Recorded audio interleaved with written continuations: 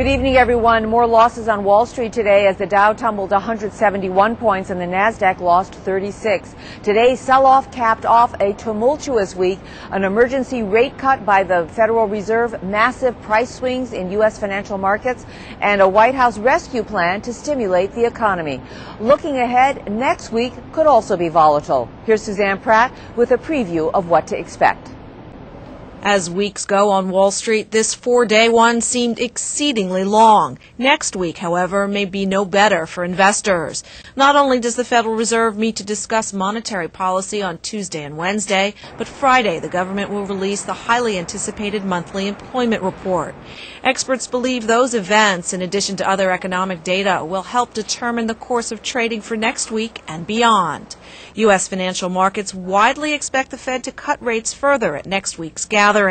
UBS strategist David Bianco says if policymakers instead hold rates steady, watch out. Yes, we do believe that the equity market expects the Fed to cut, and equity investors will be disappointed if the Fed doesn't. The economy is slowing, and we believe that inflation risks are not and should not be the predominant concern. But Euro Capital Markets' Peter Schiff says it makes no difference what the Fed does next week, as U.S. stocks are already in a bear market. I think the market's going down, regardless, whether it goes down right away or not, especially, again, if you measure it in other currencies or against gold, the market is going to decline. Schiff says that's because the U.S. economy is already in a recession. He expects Friday's data on the state of the labor market to support his pessimistic view.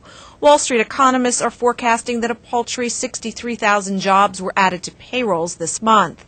The unemployment rate is expected to hold steady at 5%. But other market pros are far more positive on stocks when looking deeper into the future. They point to attractive valuations and earnings forecasts from corporate America that are still fairly resilient.